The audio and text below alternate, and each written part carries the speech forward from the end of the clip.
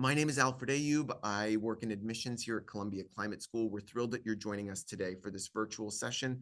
In fact, I'm loving it. I'm seeing actually some of you are already admitted students that are joining today. So this is phenomenal. Welcome and congratulations. Some of you are prospective students, perhaps thinking about the fall 2025, which is great. I always just want to stress, if you have any questions during the session, feel free to use the Q&A box. Again, I do apologize for those of you joining this session a little later for the snafu on the Zoom link. Also joining us today is Ian Hunt. Ian is a current student in the MA Climate and Society program, and I'm going to turn the presentation over to Ian at specific sections just to learn a little bit about Ian's background, what Ian was hoping to get out of the program, his experiences thus far, both within the Climate Corps. The elective journey is always something a lot of prospective students like to learn a little bit more about because there's a great deal of flexibility. So Ian will share that. And then also what the summer plans are. So stay tuned, and we're going to go ahead and get this show on the road. Again, welcome everybody. And then something else, this is my shameless audio plug, although I feel like we already now have a sense of where that everybody's able to hear us based on the earlier issues. If you want to go ahead and type in the Q&A where you're joining us from, I always like to see that as well. It's just a helpful exercise. It allows Ian, myself, Damaris, who's helping us with Q&A, it allows us to see just kind of like what a global learning community we do have here at the Climate School. Ghana, wow, welcome. Sao Paulo, Amanda, welcome. Montreal, Jess, this is phenomenal. We're like hitting up really different sections of the globe. I'm so glad you guys can join us. Well, that's great, and keep them coming. I really do genuinely love to see it. New Haven, Connecticut, welcome. Brooklyn, we love Brooklyn. Sao Paulo, excellent, excellent, excellent. We have two from Sao Paulo. That's phenomenal. Excellent. So in terms of today's agenda, we're going to go ahead and provide a broad overview of Columbia Climate School. We'll also discuss the learning community, or our student profile for the current cohort. We're going to deep dive into the curriculum, discuss both what we like to think of as our signature climate core and also the elective journey. We'll touch on the transforming concepts into practice, the idea that everything that you learn in the classroom can be applied to either an internship or a capstone. And then we'll go into professional development opportunities, financial aid, and then finally the application process. But before we deep dive into that, I'd like to go ahead and take a pause and allow some of you are familiar with Ian as admitted students. Some of you, this is your first time joining us for a virtual session. I'll allow taking a pause and allow Ian to share a little bit more about his background. Yeah, hi everyone. Thank you so much for taking the time out of your day to come here and to learn more about the program. This is amazing. Hi, I'm Ian. I was born and raised in the United States. I come from Cincinnati, Ohio. I actually come from an arts background. I had a BA in theater, and I was doing that for a while. And then I made a pivot during a global pandemic. And after that, I started working with the National Forest Service. I did a lot of resource management. I worked in water conservation for a bit, so sustainable ag work, and then it was a lot of shovel jobs, and I loved getting dirty. I loved like getting my hands in the dirt and planting trees, but I felt like I wanted a little more heft to my background, and I wanted to learn a lot more about what I was doing on the grand scale. So I came here to the climate school. Now I'm very, very interested in what equitable climate labor looks like and how to maintain an equitable labor market that pays people well for doing the work that needs doing. Thank you, Ian. And so Ian will continue to kind of share his journey thus far as we continue the presentation. But let's give you a little bit of background on Columbia Climate School. So Columbia, I always like to begin with the story of Columbia University. Columbia University is the fifth oldest institution here in the United States, the oldest in the state of New York. And when you refer to Columbia University, you're referring to a major research institution with over 20 different schools that fall within the Columbia University umbrella. The majority of those schools, interestingly, are graduate school programs. Many of you are familiar with, such as Columbia's Business School, Columbia Law School, Columbia School of Social Work, in fact, the first social work school here in the United States. Columbia School of Journalism, that's the journalism school that literally awards the Pulitzer Prize each year. So we have some really, really phenomenal graduate school programs that make a huge impact, both in the professional learning environment and the research world. And the newest addition to Columbia University's portfolio is Columbia Climate School. The Climate School, interestingly, was established announced in 2020 and officially launched in 2021. And the spirit of the school is, Columbia University obviously is a global leader in climate and sustainability education, both at the graduate and undergraduate levels. And education programs at Columbia Climate School provide this interdisciplinary knowledge base for future climate leaders to work with business, communities, governments, civil societies to address the climate crisis. So our school, because of the nature of climate, it has to be interdisciplinary. That's exactly what our school is. Our school is constantly and continually evolving and forming partnerships across the university, whether it's through our faculty, and we call them co-teaching appointments.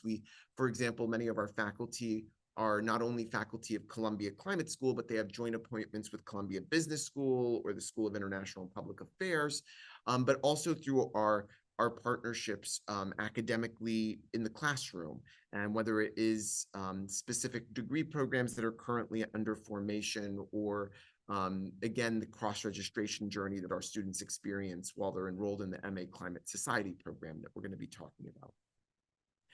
In terms of the longer history of Columbia Climate School, it's not fair to just say we were announced in 2020 and launched in 2021. We actually have an over 75-year history at Columbia University because our foundation began with the Lamont Doherty Earth Observatory. And that is a 189-acre campus based right on the Hudson River. I think some of you are admitted students that might have in fact come up to Lamont Doherty Earth Observatory, so you're very familiar with it now joining this session. But the photograph on the lower left is to give you just an aerial view of that campus.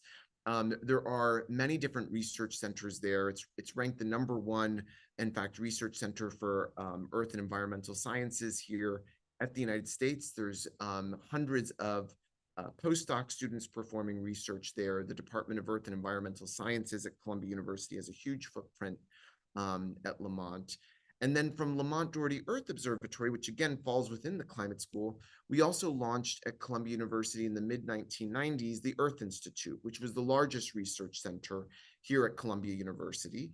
From the Earth Institute, there was 750 environmental scientists, policy managers, lawyers, engineers, working on issues of sustainable development and environmental management. In fact, the Earth Institute is responsible for the designing of many degree programs across the professional schools here at Columbia University. And from the Earth Institute, the Climate School was born. So again, our footprint has a long-standing multi-decade kind of history at Columbia University. We weren't developed out of thin air. It was through the long-standing research and work at Lamont Doherty Earth Observatory and the Earth Institute. Technically, we were explicitly formed out of the Earth Institute. So now it's strictly the Climate School. There's no longer the Earth Institute, but the Lamont Doherty Earth Observatory still very much is embedded within the Climate School and is very much thriving. So now I'm going to touch on the 1 degree program with which we confer at Columbia Climate School, and that's the MA Climate and Society. And it's designed to train students to understand and address and implement climate variability and change on society and the environment. So being able to especially communicate the climate crisis with various constituents. And something I always stress is this program, what it's absolutely going to give you is the deep understanding, regardless of your education background, of the why behind the climate crisis and many different practices to help address the climate crisis. The why is always critical because we still live in a society today where the climate change is questioned. And if somebody stops you on the street and says to you, do you believe in climate change? And your response is yes. And then the ultimate question of why comes up, regardless of the audience, whether it is somebody with a non-scientific background, a deep science background, an individual that works in the policy space, a business leader, you will be able to break down the why for them. That's absolutely what the MA Climate and Society program is going to arm you with.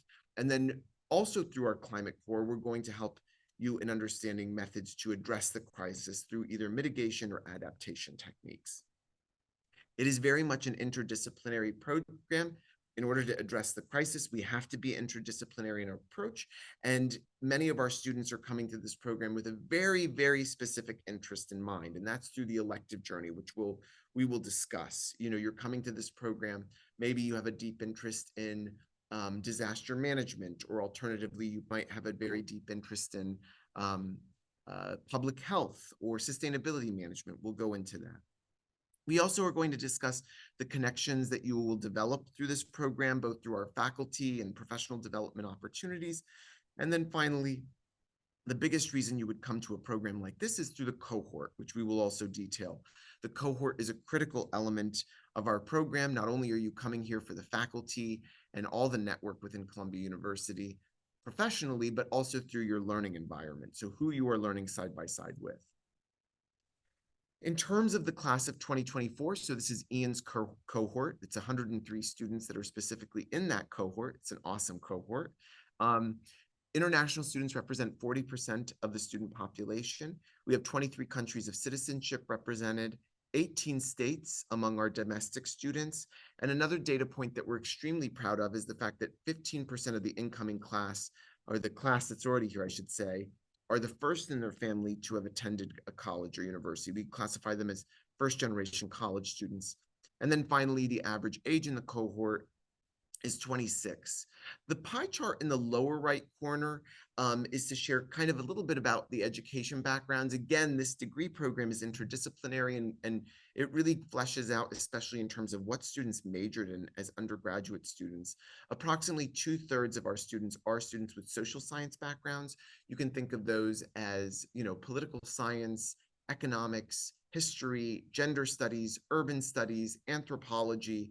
The list goes on. And then about the remaining 1/3 is going to be students, students specifically on the STEM background. So students, for example, with engineering and the natural and earth sciences.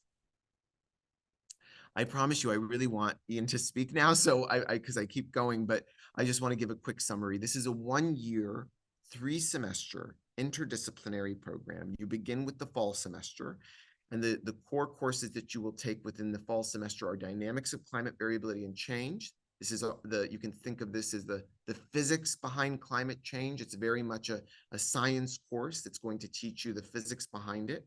You're also going to have the 2 pillars in addressing the climate crisis, which is climate change mitigation and climate change adaptation. Mitigation is taught by Dr. Melissa Lott. She has a fantastic podcast. The name escapes me in the immediacy, but I'm going to make sure Ian gives it a highlight when he shares his experiences in the core.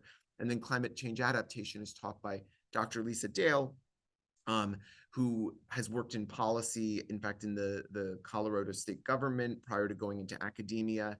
And she has actually performed extensive research. In fact, this week, she's going to Rwanda to continue her research there in the adaptation space. In the spring semester, you have a quantitative methods for climate applications course. I like to say this is the course that's going to get you your job. As we all know, data is critical regardless of industry or sector, and how to manipulate and tell a story with data is also extremely critical. So this is important whether you want to go into the climate policy space or the climate communication space, or perhaps you want to continue, if you have a STEM background, and work in carbon capture technology, let's say. You have to have a strong command of climate data, and the quantitative methods course is going to give you that strong demand. You then have an applications in climate and society course, and this is largely a class that's going to be bringing in guest lecturers and individuals that work in the climate space, discussing their work and how they approach that work. And then finally, your summer is going to be either a summer internship or a capstone. These are going to be 3 credit hours. So the internship would be 3 credits, or the capstone would be 3 credits.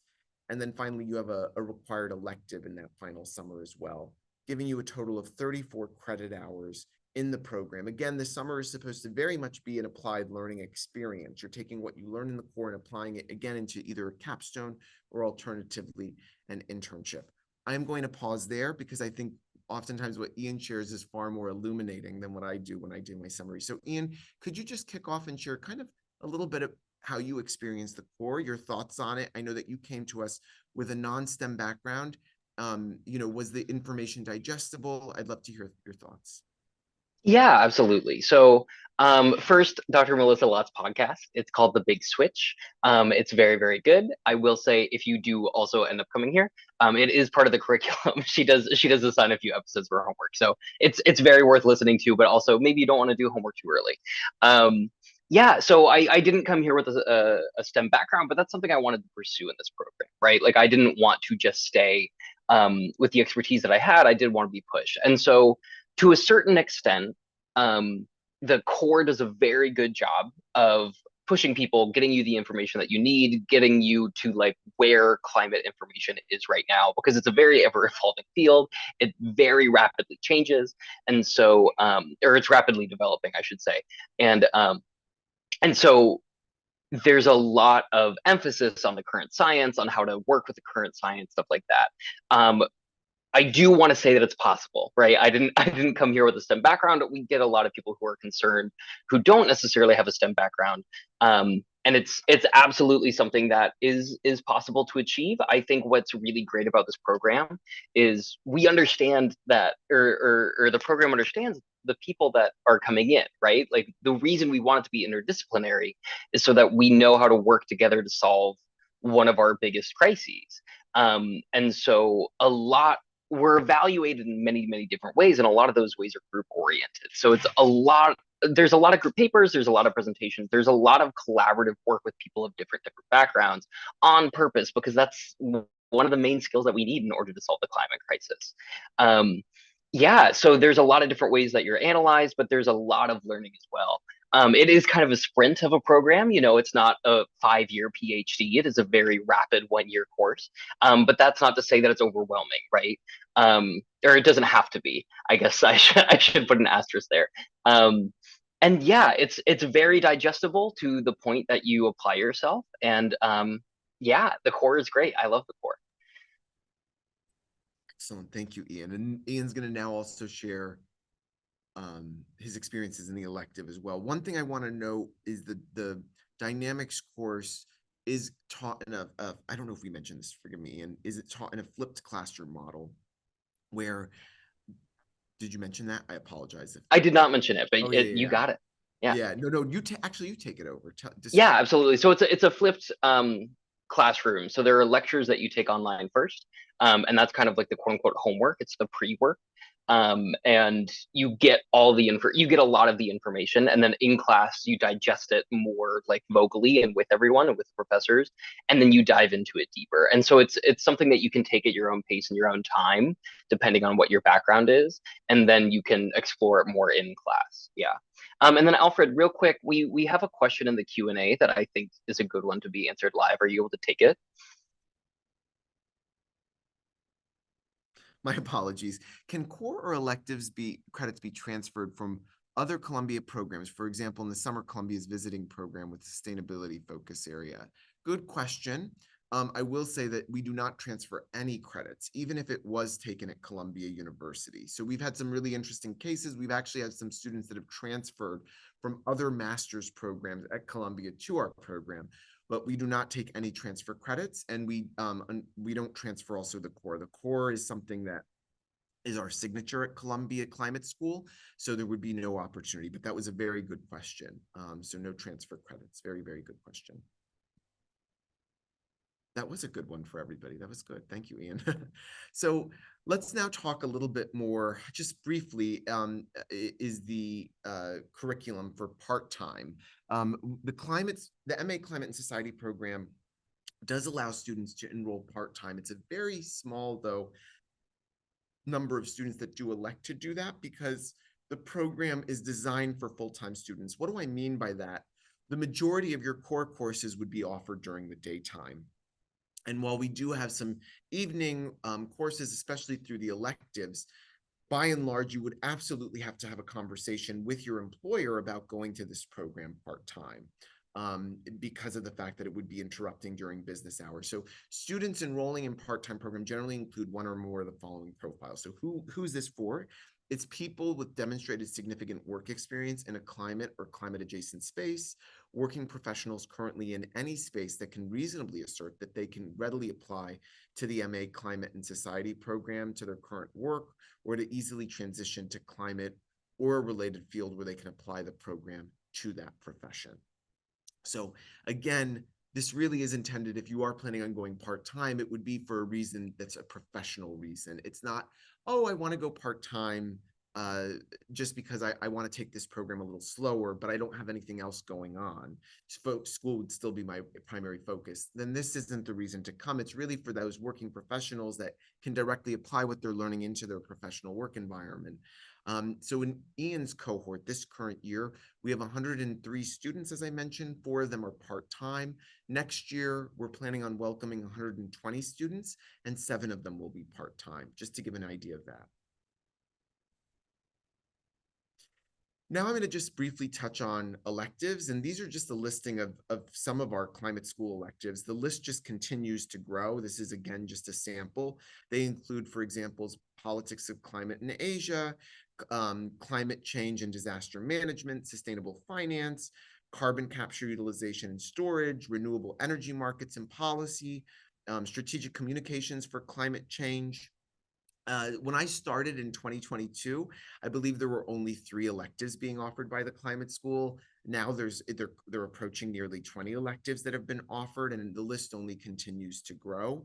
So it's you're very much encouraged to take, obviously, climate school electives. But interestingly, historically, the program existed previously in the Graduate School of Arts and Sciences, and oftentimes students would cross-register across the university, which still very much takes place. So what I always like to note is that, again, we lean into the fact that the climate has to be interdisciplinary. When you are addressing it, has to be addressed from a public sector, private sector, from various industries. And with that, the elective journey also becomes critical when you want to dive deeper into a specific area. So our students do cross-register. They cross-register at the School of International Public Affairs, the School of Professional Studies, which houses the MS in Sustainability Management and the MS in Sustainability Science. Those are popular programs to cross-register in. The Fu Foundation for School of Engineering and Applied Sciences. In fact, they have some phenomenal carbon management master's program. We've had student cross-register there. The Mailman School of Public Health, Columbia Law School, the Graduate School of Architecture, Planning and Preservation. So cross-registration is, I think, also a signature of our journey, much like the Climate Core is. And let me pause, and I always like to let Ian oftentimes share how they approach it. So Ian, take it away. Yeah, absolutely. So, I frankly, the climate school did a great job, at least this past year, with offering electives. So most of my electives were through the climate school, and then I only cross-registered a few times. That's not necessarily always the case. I also came in. There's a lot of people have a lot of pressure in their heads of, this is a 1-year program, I have to make it count, and that's absolutely true. You don't necessarily want to like twiddle your thumbs and necessarily waste any time. But I still took some time to like be a little exploratory with some of my electives, because one of the reasons I wanted to come to this program was to find exactly where I fit in climate. Some of my peers come in knowing exactly what they want to do. They know that they want to go into renewable energy market financing. They know that they want to go into water conservation and water rights. They know that they want to go into mental health and the intersection of climate. There's so many things that some people come in and they know exactly what they're doing, and they're tailoring their electives to that. I, on the other hand, I knew I wanted to be in the climate justice space. I knew I wanted to be at where a lot of intersections happen with social science, but I wanted to still find out more and make myself a little more well-rounded. So my first semester, I cross-registered with SUMA, and I took an art and sustainability course just to have something that's more interpretive, less analytical, because there is a lot of analytical in this program. I also took climate justice with Dr. Sheila Foster, who is one of my favorite professors, hands down. She's amazing. Absolutely look her up. Second semester, I took food science systems, which was amazing. Dr. Jessica Fanzo and Dr. Ruth DeFries, those are both amazing professors. I took art and religion, or sorry, not art and religion, climate change and religion, and the Anthropocene, and what that interpretation looks like. I took so many strategic climate communications, and I also took ooh the energy justice practicum, which is again with Dr. Sheila Foster. And then now this semester, I'm taking two electives for the summer electives. One is community resilience in the face of disaster, I believe, with Dr. Jeff Schlegelmelch. And then the other one is another SUMA course, which is global writing. Wait, sorry, scientific writing for an international audience, I believe it's called. And it's this it's kind of like a writing intensive course about um like trying to communicate science for audiences all over the globe. It's all been a really good experience. Right now I'm just going to answer this one question right now.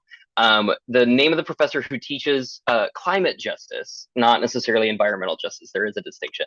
My professor at least was Dr. Sheila Foster. We do have a lot of different professors, not only like in the climate school, but in Columbia as a whole, like through the SEPA school, the School of International and Public Affairs. They have a lot of environmental justice and climate justice professors. The law school also has what is it, Dr. Michael Gerard, I believe. He's Yes. this great climate law, climate justice person.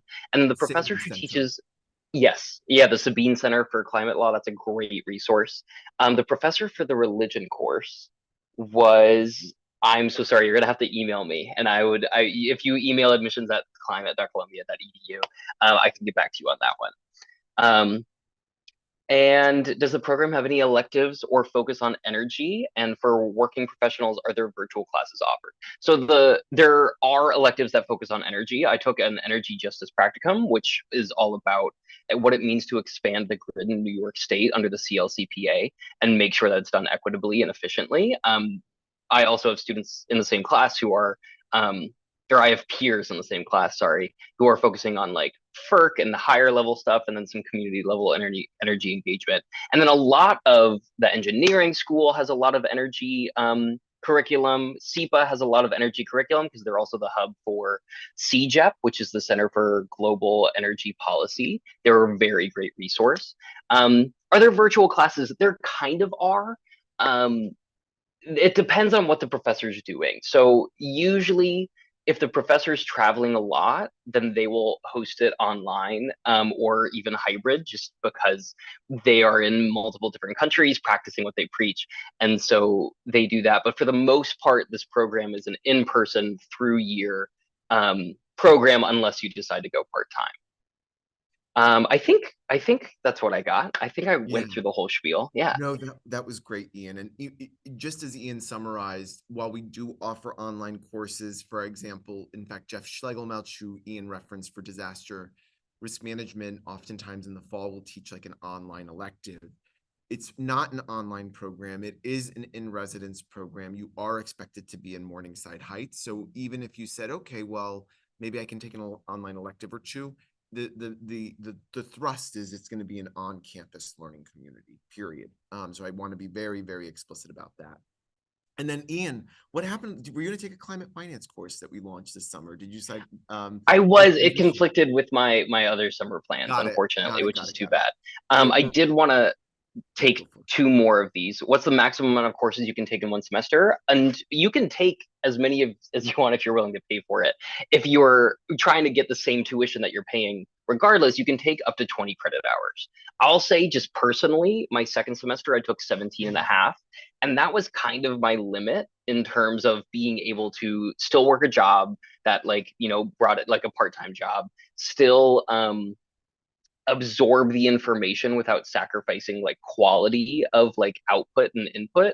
I've had peers who take 19 and 20 and they get through it and that's their journey. And I've had peers who stick with the like assigned amount and that's what they can do and that's what their capacity is. And there's a lot of stress of I want to make sure I get everything that I can out of this year, but there's so many events that happen all the time, and so there's a trade-off with, do I want to go to a bunch of lectures with a lot of visiting professionals, or do I want to make sure that I am applying myself directly through coursework? And so that's a balance that you have to strike out for yourself.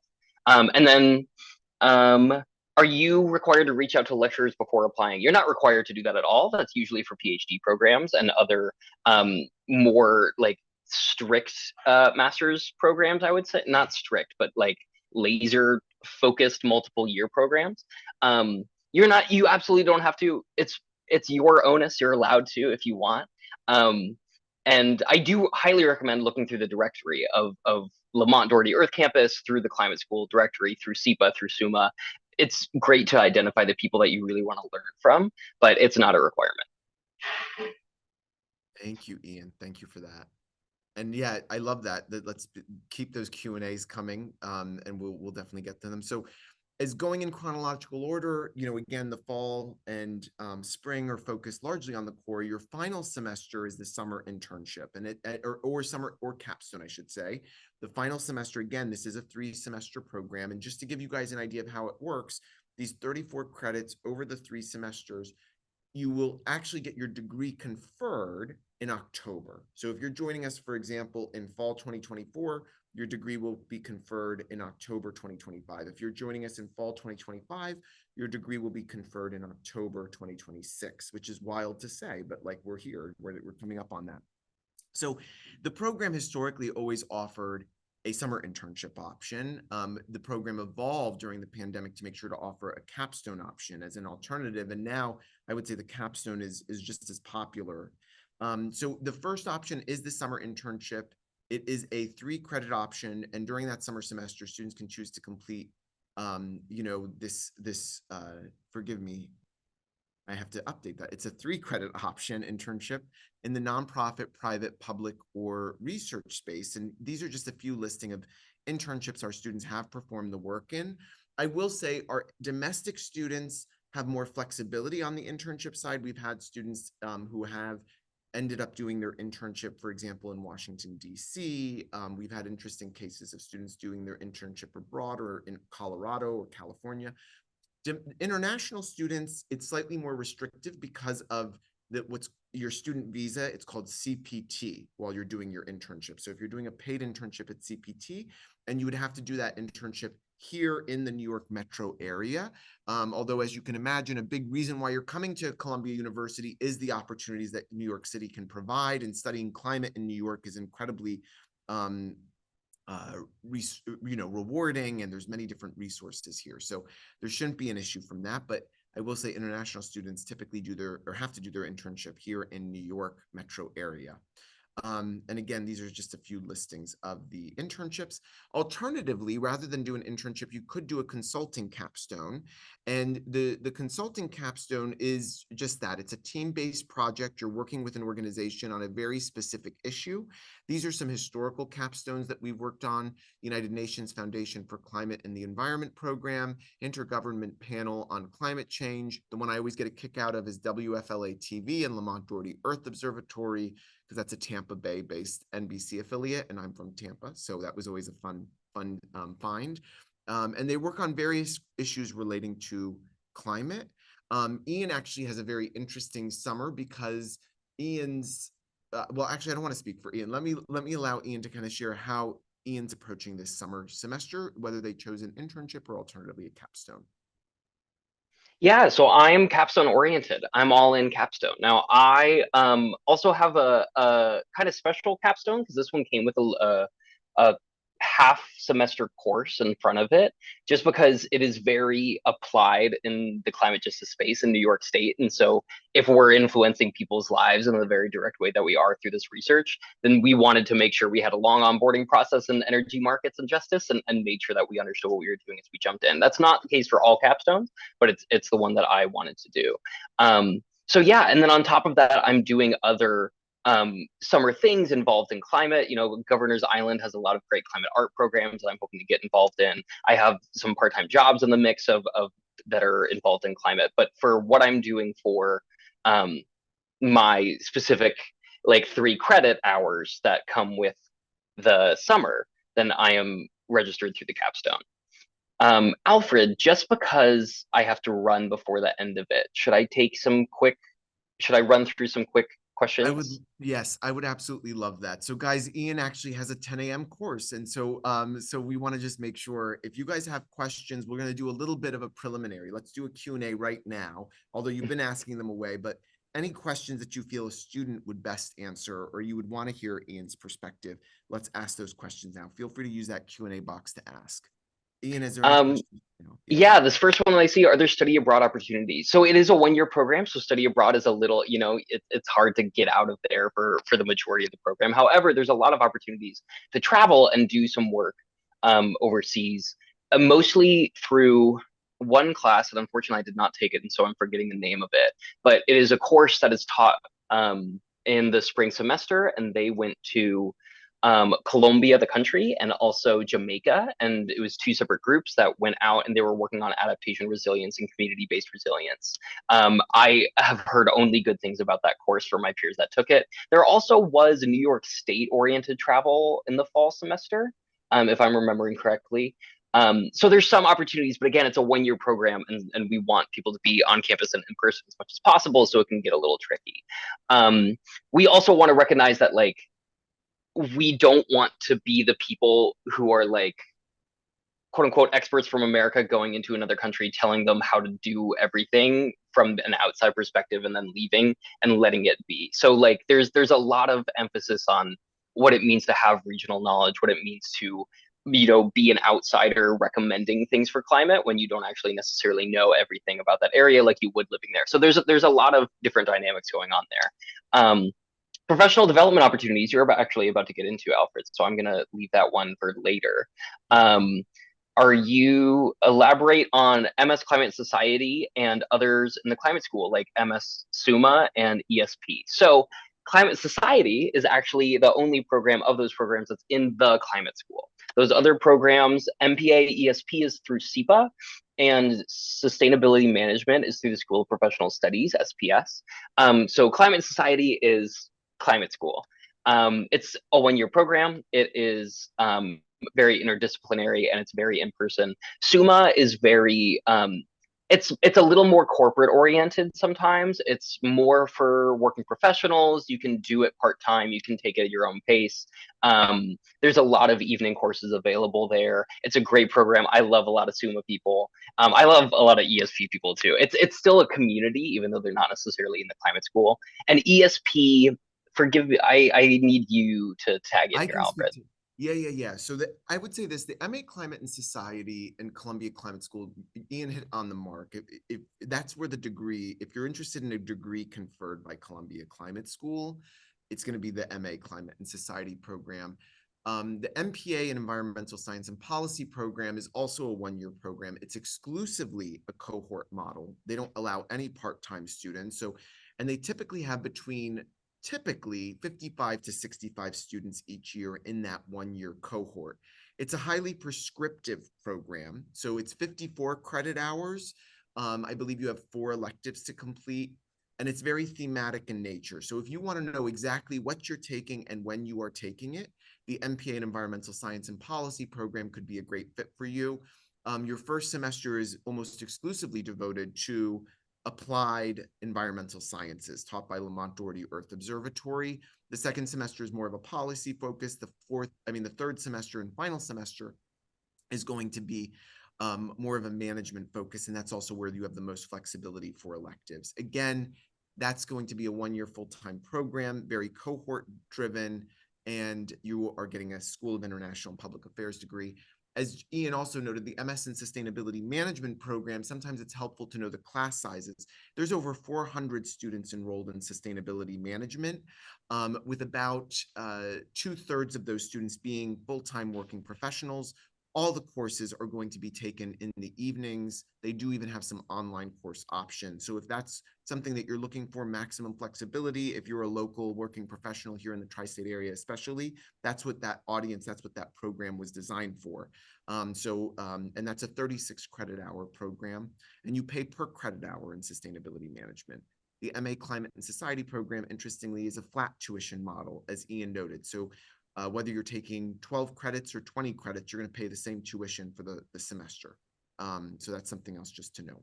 I'm going to pause. So just going through these, I'm seeing I'm seeing some housing questions. Alfred, I believe you have a slide for that later. Professional development. So I'm just going to ask these three questions that I see, or I'm going to answer these three questions that I see right now. And then I do unfortunately have to go because today is the first class day of the summer semester. What's something I would have liked to know as an incoming student that I know now? I wish that I had taught myself how to network better. There's a lot of networking. There's a lot of networking opportunities. There's a lot of just really cool people who come into classes and are extremely available. Something that the professors really give is just their crew. You know, they bring in a lot of their people. They make sure that you get FaceTime with them, but you also have to be self-motivated there. And so I wish that something I had done leading up to the program was teaching myself how to start a conversation just like fully on my own and have it go from there, just because it can be a little scary. I wish I had gotten over that fear. And then, do I know what I want to do after graduation? Do I feel like the program equipped me well for post-grad possibilities? Absolutely, yes, it prepared me well for post-grad possibilities.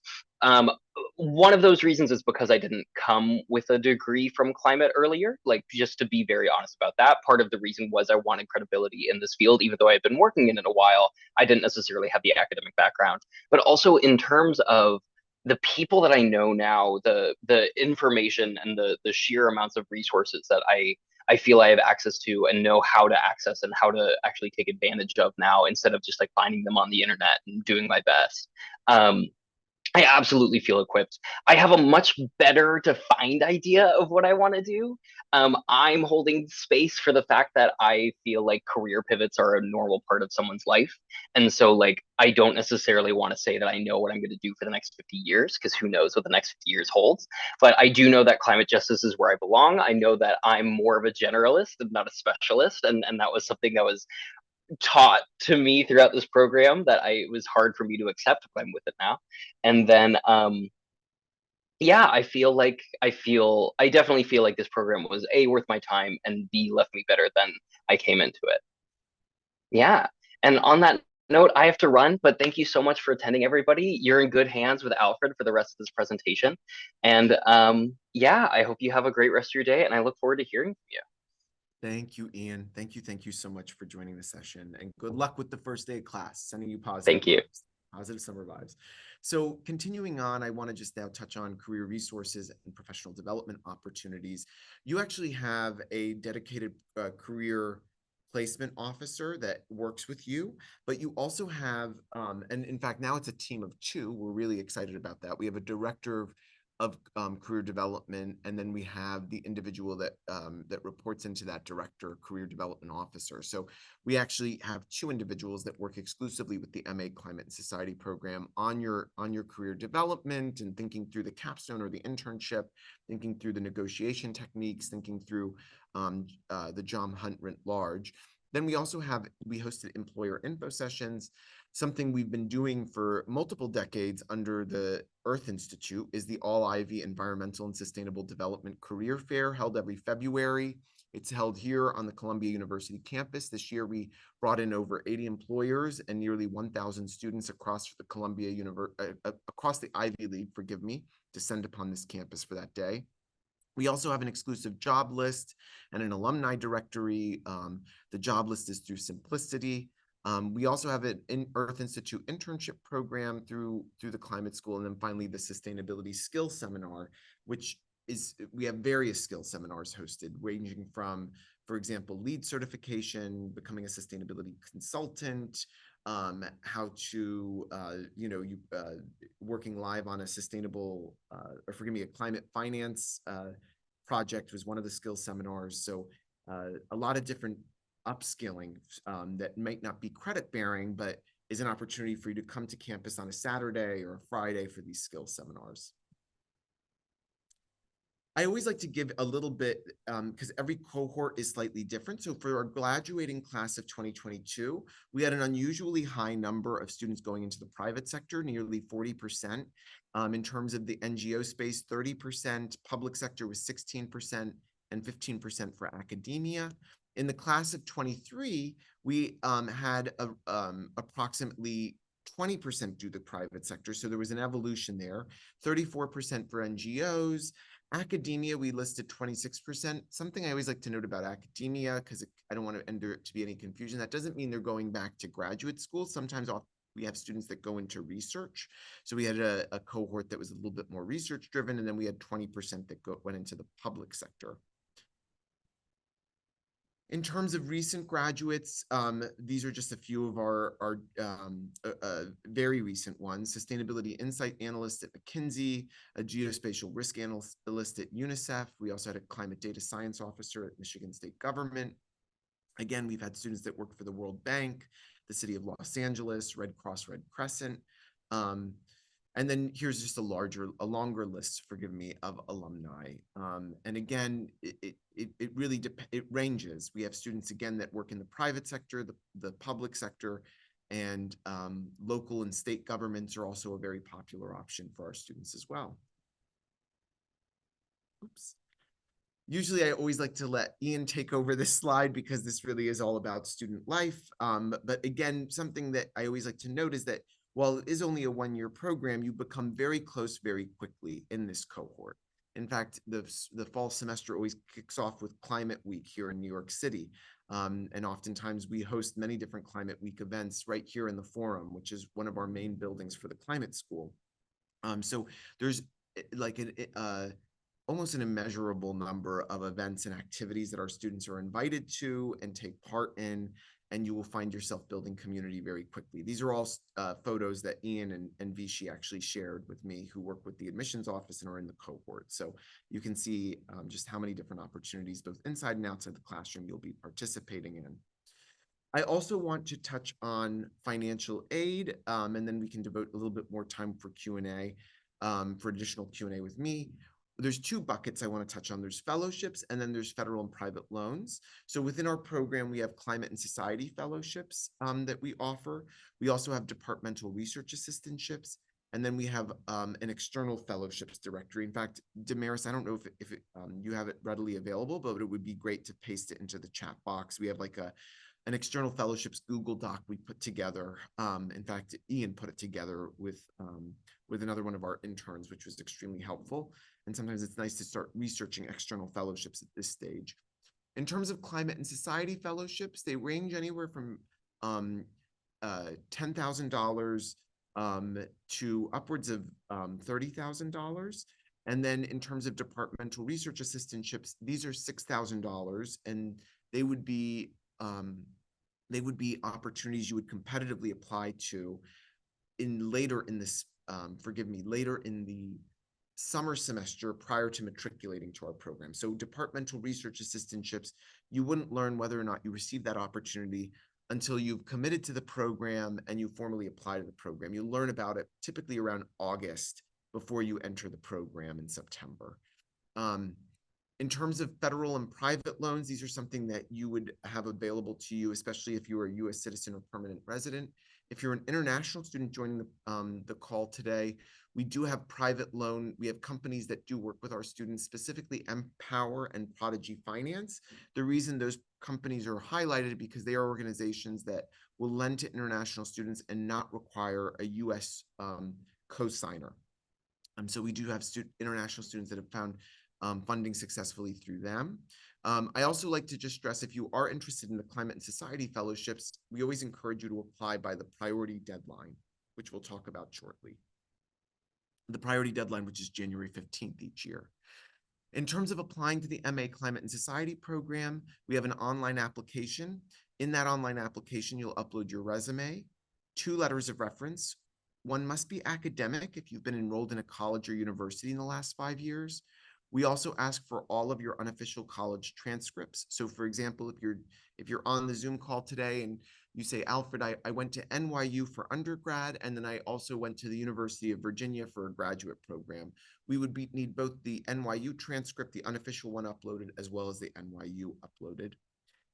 In addition, if English is not your first language, and if English was not the language of instruction in your undergraduate university, we would then need either a TOEFL an IELTS or a Duolingo English test. So we need a test showing evidence of English language proficiency. The TOEFL, we need a 100 score. The IELTS, we need at least a 7.5 or higher.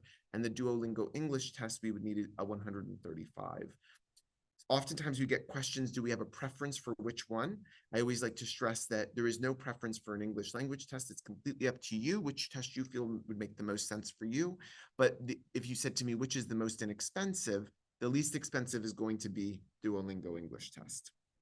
Finally, we have our statement of purpose, which I always stress is a critical aspect or an element of your climate and society admissions application. It's really going to shed light on your goals and motivations for this one-year interdisciplinary professional degree program. And actually, I always want to note too, for any of you guys joining this call, we are a STEM designated program as well, which is important for international students as it relates to the possibility of lengthening their OPT from 12 months to 36 months. Our program is a STEM designated program. So in terms of applying to the MA Climate and Society, the essay prompt is as follows. Please share the key experiences that have contributed to your commitment to work on climate change issues. In addition, what are your academic and professional goals, and what knowledge and skills are you hoping to develop through enrollment in Columbia Climate School? Finally, why is enrollment in Climate and Society critical in helping you achieve your goals, and which Climate and Society core course are you most excited to complete? That statement of purpose, again, I always like to say, if you think of the application as a painting, the statement of purpose is the frame, right? It really allows our admissions committee to understand kind of why this program is critical and what you hope to do with the program. Another big hint is that very last sentence relating to the climate core. We understand there's a lot of flexibility in your electives here, but what's a signature of Columbia Climate School? It's the climate core. It's the idea of taking the adaptation course, the mitigation course, quantitative methods, dynamics. We want to understand which core course you're most excited to complete. In terms of application deadlines for fall 2025, so starting with us in September of 2025, the priority deadline is going to be January 15th. Decisions are released in March, and it's recommended if you are interested in Climate and Society Fellowship, and the final deadline is March 1st, 2025. Our admissions application, we're planning on opening in September of 2025, or forgive me, September of 2024. My apologies for that. So the application will likely open in September, and we'll make sure to make a big announcement relating to that. And then feel free to contact me at admissions@climate.columbia.edu. I should also have Damaris Diaz listed here. Damaris is our Assistant Director of Enrollment. She's on the call, in fact, in the Q&A. I'm going to go ahead and stop sharing the screen, and we'll go right to the Q&A